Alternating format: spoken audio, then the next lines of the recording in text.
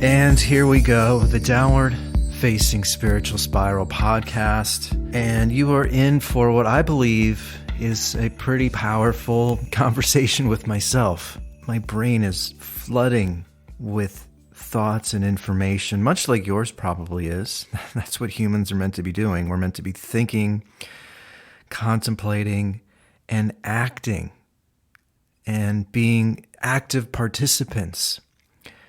And I have really been thinking a lot about the conversation I had with Joseph Arthur about a week ago. And I've also been thinking a lot about the impact of the media. I've been thinking about a conversation that Joseph Gordon-Levitt had with Mark Maron on his podcast last week. I'm going to play some of that. I'm also going to try and play a clip of a Sam Harris podcast as well, and how he is now comparing people that don't get a vaccine to people that don't wear their seatbelt. It's quite mind-boggling to me what is going on right now. And I potentially think this may be the most dangerous time of our lives. I know that's a really potentially hyperbolic thing to say, but I am sort of awestruck as to what's going on. And I want to be hopeful here and imagine that 6 months from now, I'm going to wake up and we're sort of going to be out of this mess. But it doesn't feel like this is going to end. And it's complicated. A lot of roads are intersecting here.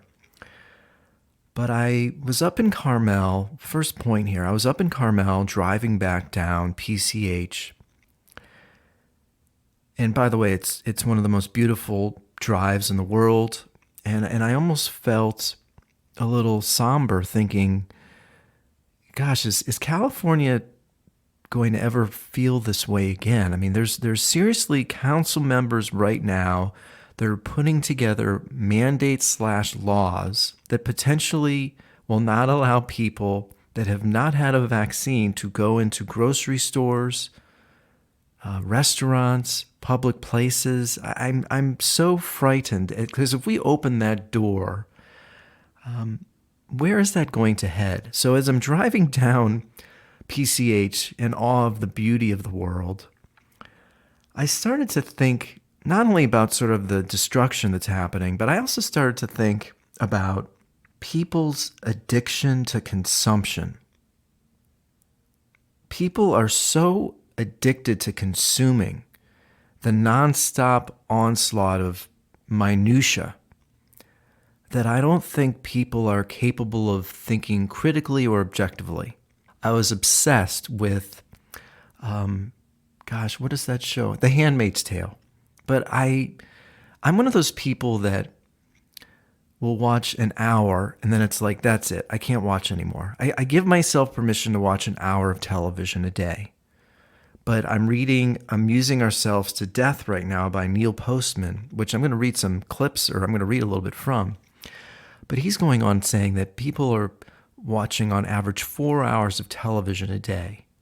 And if you spread that out over 70, 80 years, you're watching between 5 to 10 years. You're wasting 5 to 10 years of your life watching television. Imagine that. So I was thinking, on the car ride about how people wake up every day addicted to consuming. And social media platforms, streaming services just serve it up for you, where you literally can go down these rabbit holes for hours of consuming. But then I started to think, are you consuming something that actually inspires you to be an active participant? Or are you just consuming,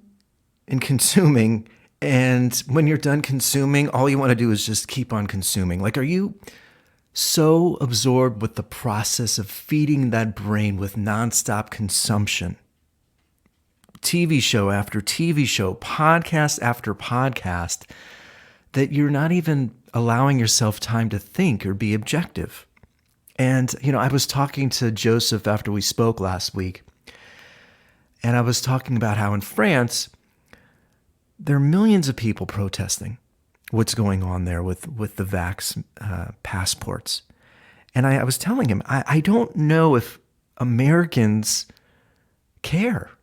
Like we are so satisfied with consumption, having so much information at our fingertips, that what does it take to get somebody to go beyond themselves, to get somebody off of the couch, to protest, to speak up? And then the other sort of wrinkle here is if you speak out against sort of what anybody else thinks, or to have your own point of view, takes more courage now than ever, because this cancel culture world, the labeling, the conspiratorial world where you're just a nut job if you don't believe or think what everybody else thinks, it's virtually impossible to speak out and get anybody's attention and then get anybody to think objectively about a different perspective other than whatever the media is sort of promulgating nonstop. It just feels like it's impossible to be yourself.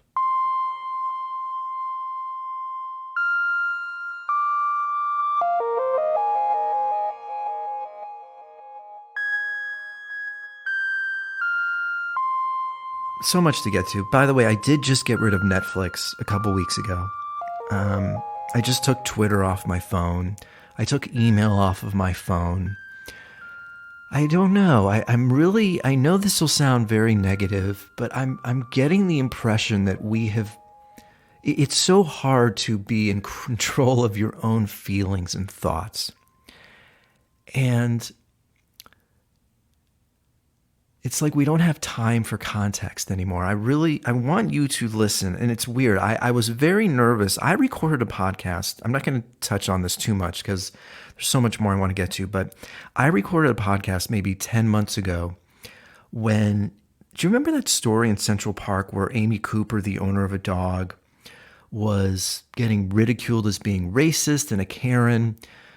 Because she had this encounter in Central Park with a bird watcher, an African-American man. I think his first name was Christian, but I know his last name was also Cooper. This happened on the same day as George Floyd, as the George Floyd incident, and it was referred to as another example of Karen behavior, systemic racism or racism. And I ended up recording a podcast where I felt like it wasn't an example of racism. It was an example of the media creating a story and then going with it and creating this over-the-top reaction. And sure enough, there's a podcast from Barry Weiss, and she is known as being a liberal journalist, and the podcast is called The Real Story of the Central Park Karen. Amy Cooper was not the internet's first quote-unquote Karen, the pejorative used for a demanding, entitled white woman, but as the Central Park dog walker who went viral for calling the police on a black bird watcher last year. She quickly became the paragon of the archetype. Within 24 hours, Amy Cooper had been doxxed, fired from her job, and surrendered her dog. She ended up fleeing the country. Well, this podcast, again, I highly recommend it. It's called Honestly with Barry Weiss. This episode came out August 3rd.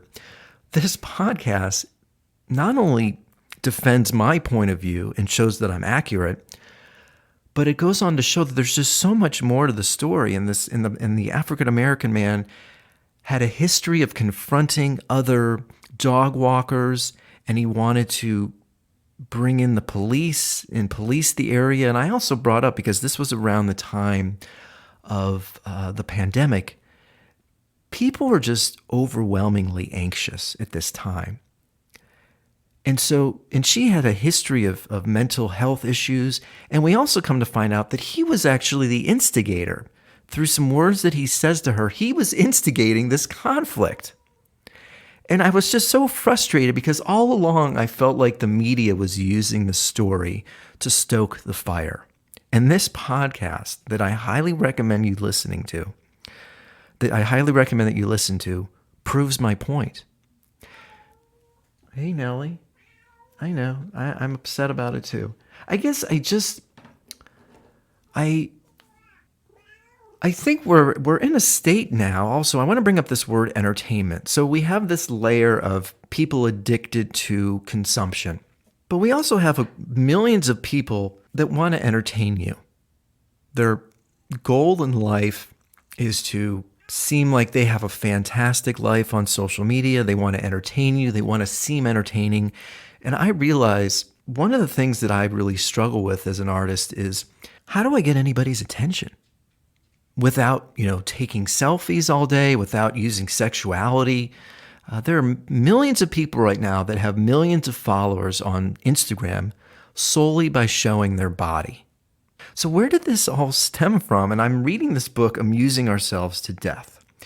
And it was written in the early 80s when MTV came out and cable came out. And it's basically talking about how the destruction of television on human beings, and where it no longer is about being informative, but it's about being entertaining. And I think that is why we are in such a dangerous situation right now, because truth no longer exists. The most important factor in people's day-to-day lives is to be entertained. And then the media's most important intent is to keep you entertained.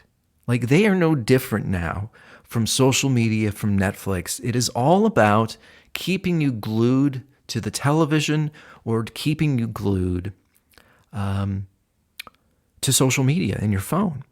And I really think, before I read some of these paragraphs from this book, I don't know the answer other than individually we all have to start taking things away. We have to start getting rid of Hulu. We have to get rid of Netflix. I don't know. It's like, how do we unspiral this spiral of destruction that has been created in front of us? By the way, the foreword by his son, Neil Postman's son, is also fantastic. Again, this book was written in the 80s, but is it really plausible that this book about how TV is turning all public life into entertainment, how the image is undermining other forms of communication, particularly the written word, and how our bottomless appetite for TV will make content so abundantly available, context be damned, that will be overwhelmed by information glut until what is truly meaningful is lost, and we no longer care what we've lost as long as we're being amused. Can such a book possibly have relevance to present day and beyond? I mean, of course. We are only obsessed with the visual. We only care about what we see. The other senses in this idea of context and nuance doesn't matter. And I think that's what's so frustrating about the story in Central Park. The media knows this. They took advantage of you and me and everybody and just went with that story without doing any sort of investigative journalism. It's like journalism doesn't exist anymore.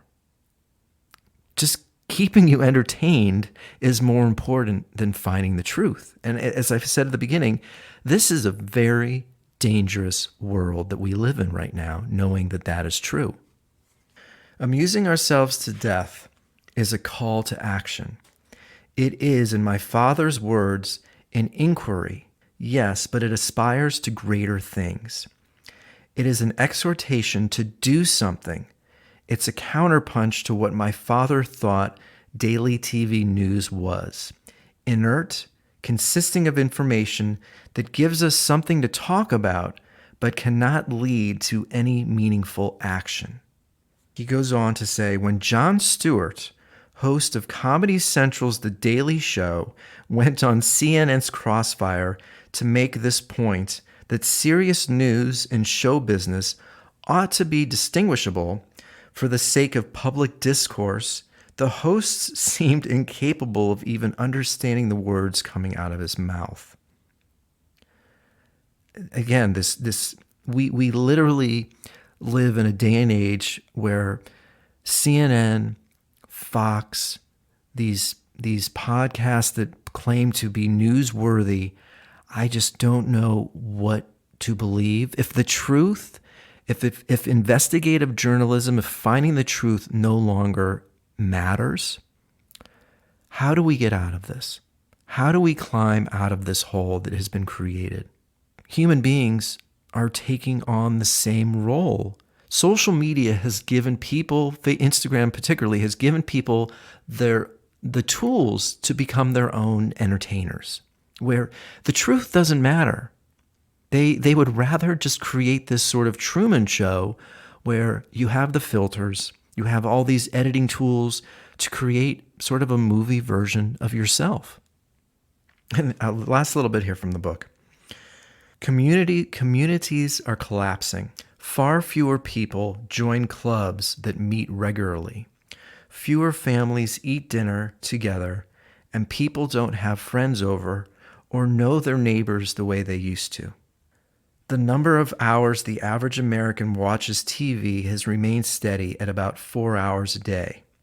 By age 65, a person will have spent 12 uninterrupted years in front of the television.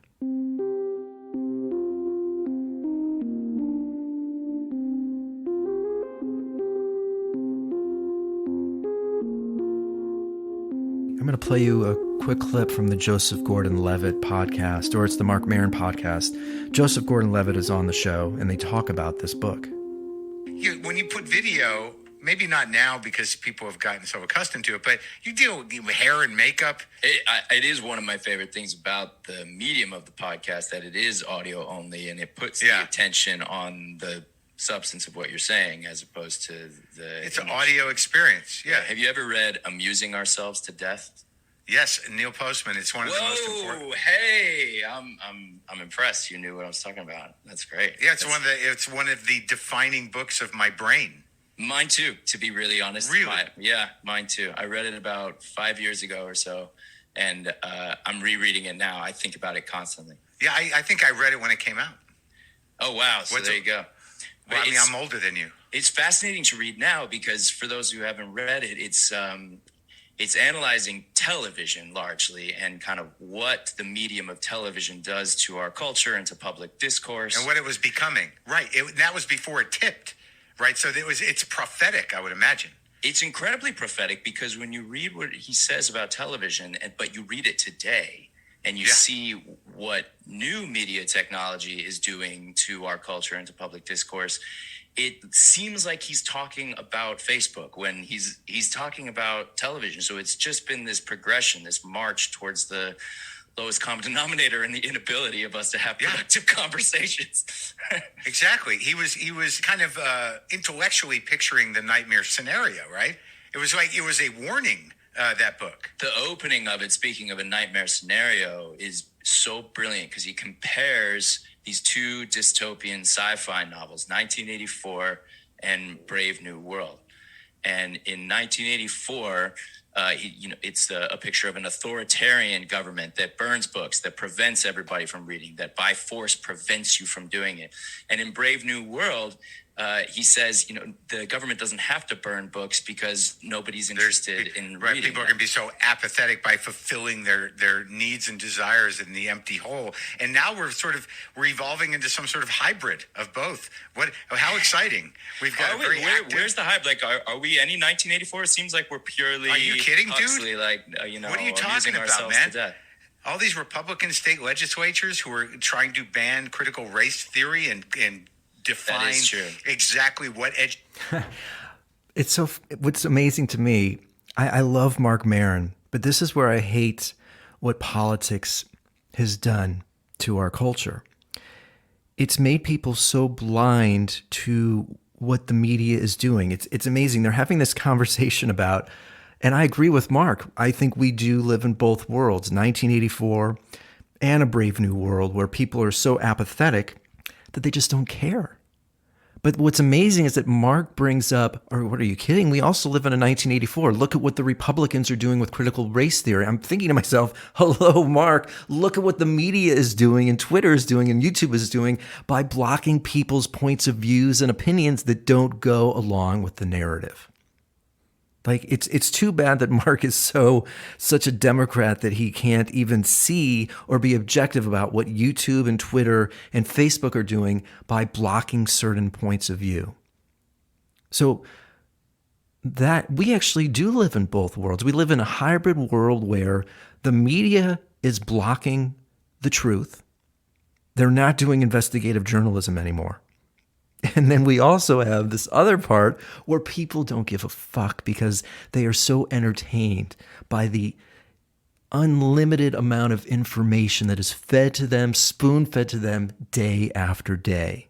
Does anybody care to notice that we are literally living in this hybrid version of Brave New World and 1984? People don't care. And also, the media and these huge tech conglomerates are censoring the truth, or at least censoring what should go out there in the world. It's crazy. No wonder we are hand-tied right now and scared to speak our mind. I think I'm going to play a clip from the Sam Harris show. I hope to. A little context here. Brett Weinstein was on the Joe Rogan show talking about how the peculiarities of how Fauci and the media are not talking about other remedies besides the vaccine. And Sam is very pro-vaccine. He doesn't care about context when it comes to people's health. He thinks we're better off if everybody gets the vaccine. I mean, he is somewhat objective and realize that some people with immunocompromised conditions should be vax hesitant. But overall, he thinks the vast majority of people should just go out and get the vaccine. And so Brett Weinstein's on the Joe Rogan show.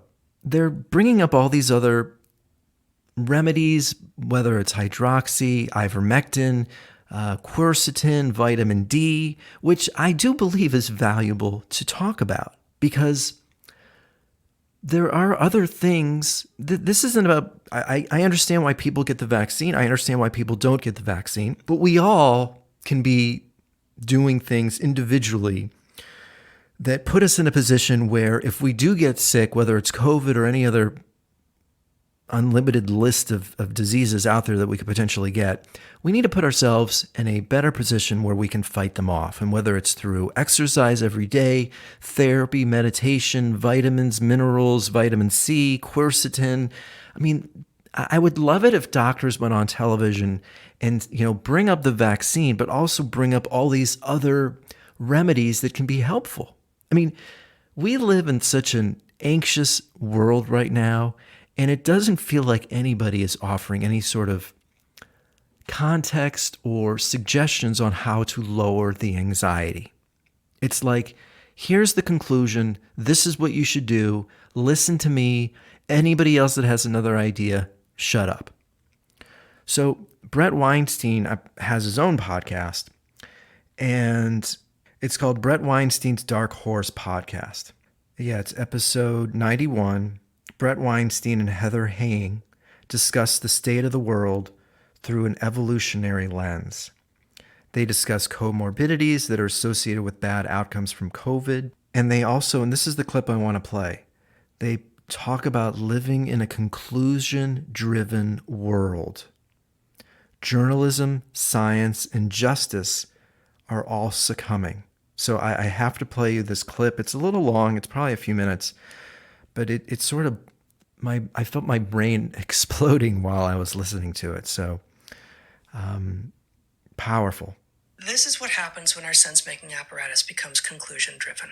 That the conclusion is decided before data come in, before evidence comes in the case that it might not be data per se, before analysis is even possible, and certainly before analysis is tolerated or allowed. And then if and when data or evidence or analysis does show up, when it runs counter to the conclusion that has already been generated, that is already foregone, it's ignored. And this is not how journalism is supposed to work, of course, or science. What it is PR.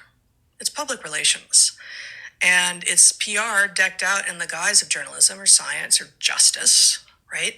But this guise, it has no clothes. This is like a classic emperor has no clothes. Actually, like, look, guys, that's not journalism. I'd love to follow some journalism and follow some science and follow some justice and be right there in the thick of it. And it turns out, without hardly any trustworthy journalists out there, Camille Foster, Barry Weiss being two notable exceptions in this regard. I don't even know if Camille regards himself as a journalist in general, but in this case, he did some extraordinary journalism. But this PR just yells and yells and yells at us, and it can't see beyond itself. And those who disagree with it are evil or disgusting or dirty or deplorable. And of course, we're seeing the same thing over in COVID space. The conclusion is foregone. We have a conclusion. There is some conclusion, and who knows under what circumstances and by whom and for what purposes it is arrived at.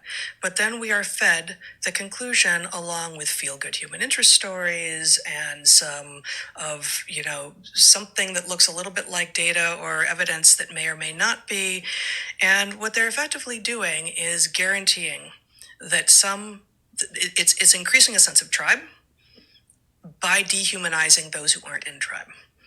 And it pretends that we're all one people, right? It talks a good game about we're all in this together, but we are actually all one people, and this is doing nothing to preserve that. It's just this nonstop parade of being first, telling you what to think, being right, without actually clearly investigating and coming up with a nuanced answer, having nuanced discussions to figure it out. These declarations that everybody is this, everybody should do that. If you don't, you're this. If you don't agree, you're this. It's so destructive, and it's just these little bombs that are just like exploding in front of our eyes. And it's like, no wonder nobody wants to say anything. I mean, what is the reward from speaking out or being different? Because it feels like it's no longer rewarded. Instead, it's just sort of this battleground where people are just going to throw grenades on top of you, and it's just going to explode. And then they're going to just move on to the next battle. It's truly a scary world that we live in, with truth no longer existing, and then you throw in all the addictive qualities of tech, and then the media's interest in entertaining you as opposed to informing you. So I want to play a couple more clips. This one's really important to me, and I'm curious. It's hard for me to articulate. Sam Harris really enjoys podcast. Always gets me thinking. But when my last podcast or two podcasts ago, I was speaking about the confusion I feel, and we probably all feel, because if you listen to Sam Harris a couple weeks ago, having an epidemiologist on his show, really gives chilling and powerful evidence that it makes a lot of sense to get the vaccine. And then if you listen to Joe Rogan, he has Brett Michaels on and another physician on, I forget his name. And they're giving all of these stories and pretty provocative evidence that makes I could understand why one would be vax hesitant. So I started asking myself, and I say it on the show, gosh, wouldn't it be awesome and amazing and helpful to have all these people on the show together and having a conversation, dissecting what the right thing to do is? It's like we don't live in that world anymore. It's all about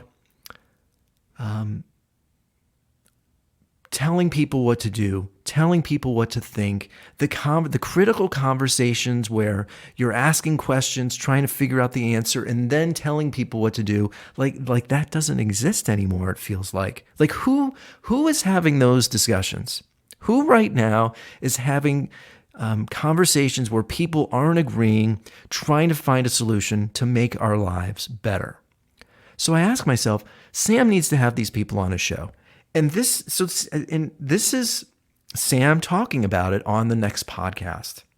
I don't actually know what the solution is here, because some people asked, why not just have Brett on the podcast to talk about all this? But I think that would be a bad idea. Not because I don't think there are adequate answers to the kinds of points he would raise, but like so many debates on fairly fringe topics, classic conspiracy theories, religious fundamentalism. Many points can't be addressed in real time. Many anomalies can't be fully explained, right? And it can give a sense of uncertainty that is truly unwarranted. So there are many cases where merely having the conversation can be misleading for many, many people. And in this case, in the middle of a public health crisis, I think it is irresponsible to run this just asking questions routine in public. Wow. So we live in a day and age now where it's irresponsible to ask questions in a public space. I'm truly, my jaw is ajar. It's hitting the floor at what Sam just said. And I respect him immensely. He has a way with language that I crave, and I think he has this clear way of articulating thoughts, especially in this confusing world we live in. But I can't fathom what he just said. He literally said we can't have those types of conversations. We can't ask questions, and it's like if we can't ask questions, it's just another layer of the destruction that I feel is already here, or it's on its way at an even larger scale.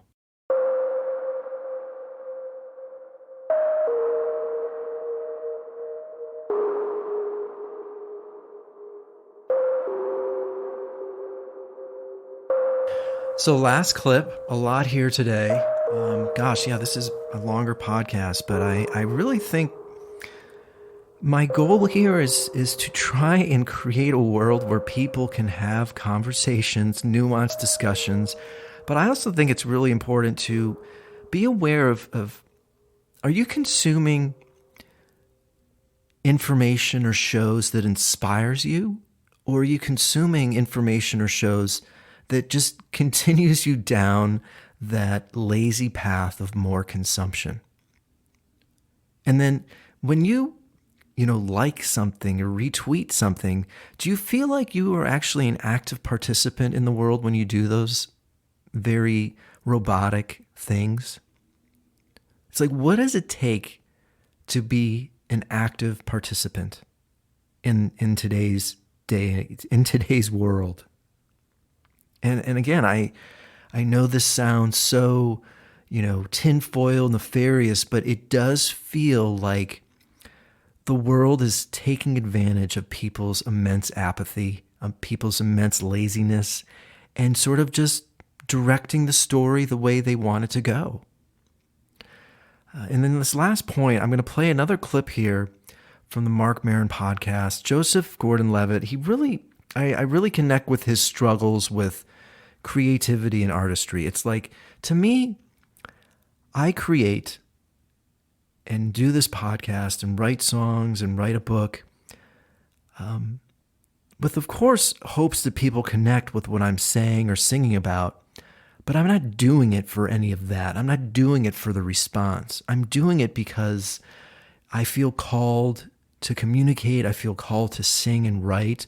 But what happens when creativity intersects with the dopamine factor of social media? How many people right now are doing things for the reaction, for the attention, and not because it's this sort of innate desire internally to actually create? So here's the clip that I want to play for you, a few thoughts, and then I will let you go. I love that you're picking up on that character, and that it's something I think about all the time.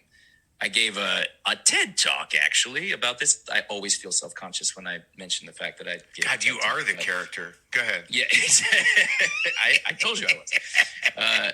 But about how craving attention can destroy your creativity, and being an influencer, you're signing up for a product that will get you addicted to attention.